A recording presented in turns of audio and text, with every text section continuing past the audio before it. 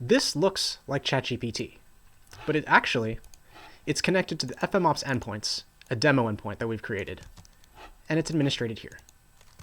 To an end user, using this is no different than just like ChatGPT. We can ask it to say, tell me a joke. Haha, very funny. But on the back end, it's very different.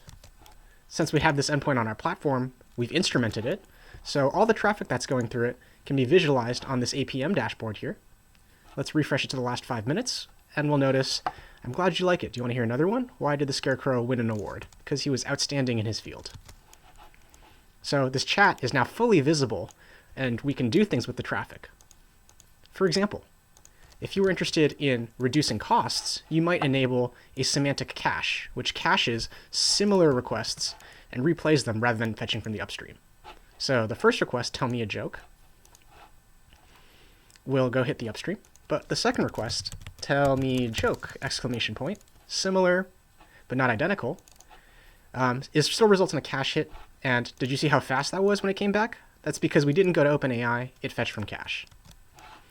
We can do some other things, such as a rate limiter, which I probably won't be able to hit, but threat detection.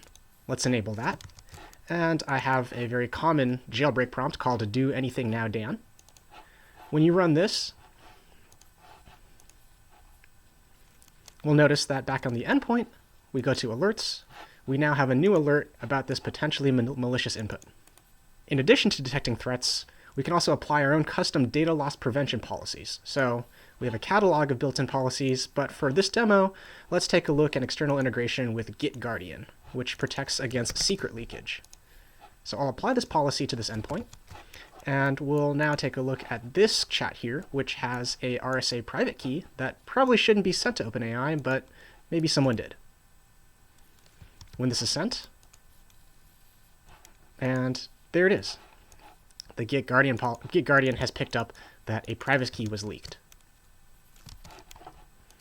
We can also apply failovers. So in this case, if we look at our upstreams, we've been talking to this instrumented OpenAI proxy, but we also have as a backup a Hugging Face Open Assistant adapter.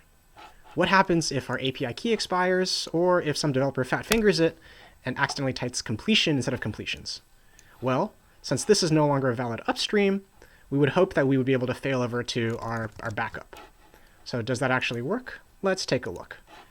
If we ask what organization created you, we'll notice that it was created by Leon and Distributed AI, not OpenAI.